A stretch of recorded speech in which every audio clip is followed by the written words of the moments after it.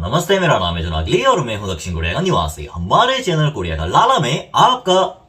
स्वागत है। तो हिरण के आशिकों, आज के इस वीडियो में मैं भारत के कुछ ऐसे राज वाली चीज के बारे में बात करने वाला हूं जो कि भारत में 5 बार जाकर और 1.5 साल रहने के बाद भी मेरा पल्ला नहीं पड़ा, मेरा नहीं। इवन मैंने जब इसका रीजन जानने के लिए मेरे बाकी भारतीय दोस्तों से पूछा और फिर वहां के सड़कों पर मिलने वाले लोगों से जब मैंने इस राज का पता लगाने की कोशिश की तो उनके मुंह से भी एक ही जवाब निकलता है और वो ये है कि हम भारतीय होकर भी खुद नहीं समझ पाते। मेरा मतलब कुछ लोग हैं जो इसका सीक्रेट जानते हैं, लेकिन कई सारे भारतीय लोग ऐसे हैं जो कि भारत के देश में रहते हुए भी जिनको इस राज का कुछ पता नहीं है और जिनको इसका रीजन क्या है वो समझ में नहीं आता। तो आज के इस वीडियो में मैं उस राज के बारे में बताने वाला हूं और आपसे खुलेआम पूछने भी वाला हूं कि आखिरकार ऐसा क्यों होता है। तो आओ यार शुरू करते हैं बिना किसी ब्लैक बक के राज के।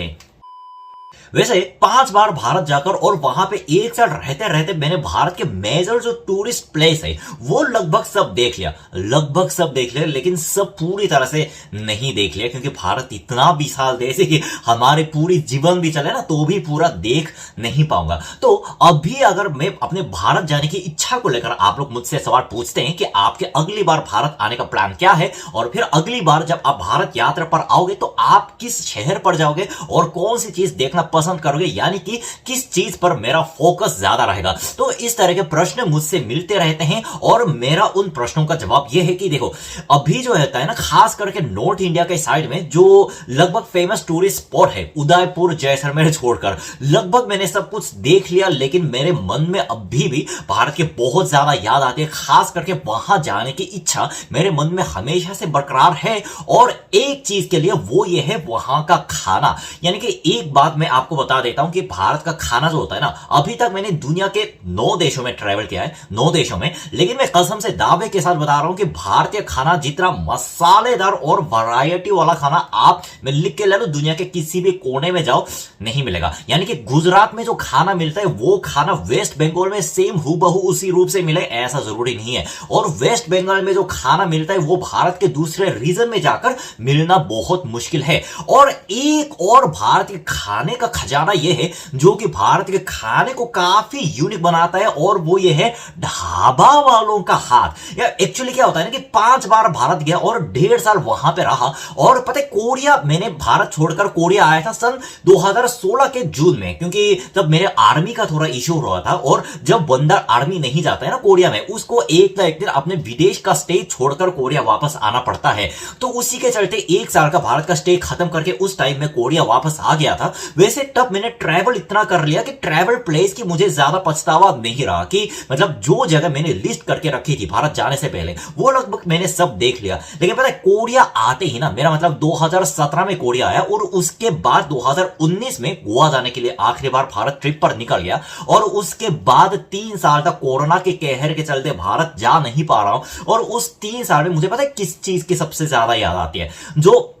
भारत के सड़क के किनारे जो ढाबा लगा होता है ना, कोई ट्रक वाले बैठते हैं, बस वाले बैठते हैं, जो ड्राइवर बैठते हैं, इस तरह से मतलब प्रॉपर सीटिंग प्लेस भी नहीं होती, ऐसे लकड़ी पर कुर्सी पर जो लोग बैठते हैं और फिर ऐसा खटिया लगा होता है जिसपे खटिया पर लोग बैठकर खाना खाते हैं और जिनके जो खाना परोसने का स्टाइल भी काफी अनोखा है कि ऐसे लोहे के पतीले में वो जो लोग खाना बना के परोसते हैं। और जाहिर सी बात है कि वहां का लुक जो होता है ना, वहां का लुक शहर में मौजूद 3 स्टार 4 स्टार 5 स्टार होटल वाले रेस्टोरेंट से तो काफी भिन्न है। मतलब बाहर से देखकर पहला मेरा एक्सप्रेशन यह था कि भाई क्या है यार, यहाँ पे खाना मिलता है यार भाई, वो उससे अच्छा मैं शहर के 4 वाले होटल में खा लेता, वहां पे कम से कम हाइजीनिक का तो ध्यान रखा जाता। लेकिन जब मैंने पहली बार दिल्ली गाजियाबाद हाईवे पे ढाबे पे बैठकर खाना खाया ना, उस टाइम मुझे अच्छे से याद है बटर चिकन ढाबा वाला स्टाइल खाया था। ओ भाई साहब, उसके बाद मेरे मन में ना, मेरे मन व दिमाग में मसाले का तड़का ऐसा लग गया जो कि शहर के 4 स्टार होटल वाले रेस्टोरेंट में बैठ के तो कतई नहीं मिल सकता, कतई नहीं। शायद आप लोगों में से कुछ लोगों के साथ ऐसा अनुभव जरूर हुआ होगा कि जिस बंदे ने ढाबे पे, मेरा मतलब सही वाले प्रॉपर ढाबे पे एक बार सही खाना खाया है ना, वो शहर के गली में, शहर के सड़कों पर भटकता है उस स्वाद की तलाश में। क्योंकि आपको पता है कि ढाबा का लोकेशन शहर से थोड़ा हटकर होता है और जब तक आपके पास गाड़ी ना हो तो हर बार वहां पे जाकर खाना खाना थोड़ा मुश्किल भी हो जाता है। लेकिन शहर के किसी भी रेस्टोरेंट में आप उसके तलाश में भटको, आपको वो स्वाद नहीं मिलेगा। एक्चुअली पता है गाजियाबाद वाले ढाबे से मैंने वो वाला बटर चिकन खाने के बाद मैंने दिल्ली के सड़कों पे वो वाले स्वाद वाले रेस्टोरेंट ढूंढने की इतनी ज्यादा कोशिश की, इतनी कोशिश की, लेकिन आखिरकार नतीजा तो ये हुआ, ना मिली है, ना मिली है, ना मिली है ना। हाँ, ये गाना गैंग्स ऑफ वासेपुर के बीच में भी डाल दिया गया है। और उसके बाद मैं कोरिया वापस आया, और आप लोगों को पता है कि कोरिया में भी मुझे भारत खाने की याद आती है ही। तो उसके तलाश में मैंने कोरिया में मौजूद जितने भी इंडियन रेस्टोरेंट में भटका, जितना भी इंडियन रेस्टोरेंट में भटका, लेकिन नतीजा तो वही निकला, गाने का नाम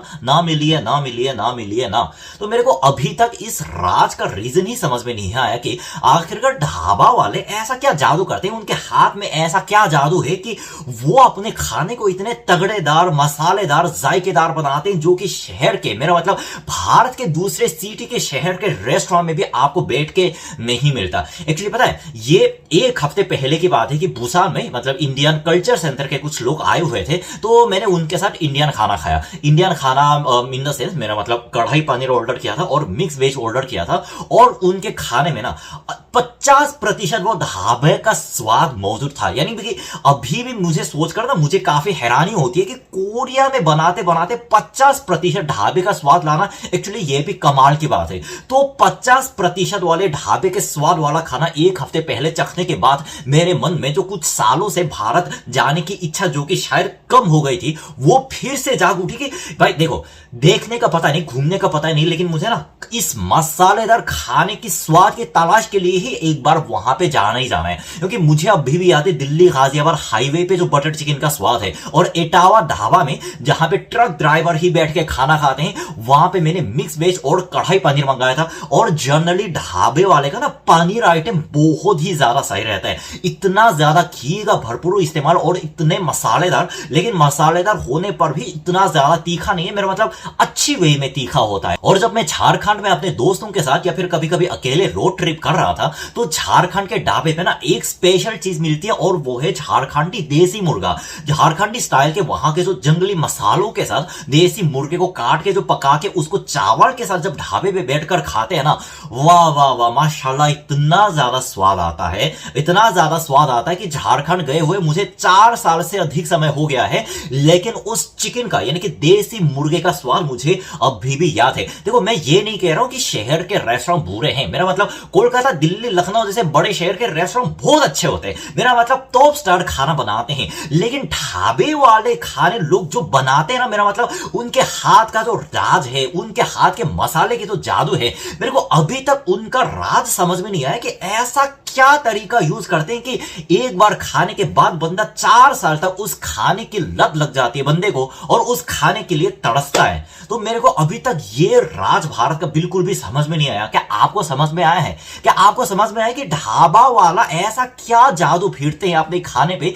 कि जो एक बार खाए उसकी लत लग जाती है? तो बस यार, आज के वीडियो में इतना ही। जिनको पता है ढाबे वाले अपने हाथ में ऐसा क्या यूज करते हैं कि खाने का स्वाद इस तरह से यूनिक हो जाते हैं, उनको प्लीज मैं अनुरोध करता हूं कि कमेंट में लिखकर अपनी राय साझा करें। मैं वापस आऊंगा और मजेदार वीडियो के साथ। तब तक क्या करना है, सावधान रहना है, सुरक्षित रहना है, खाते रहना है, और जय साउथ कोरिया, जय हिंद।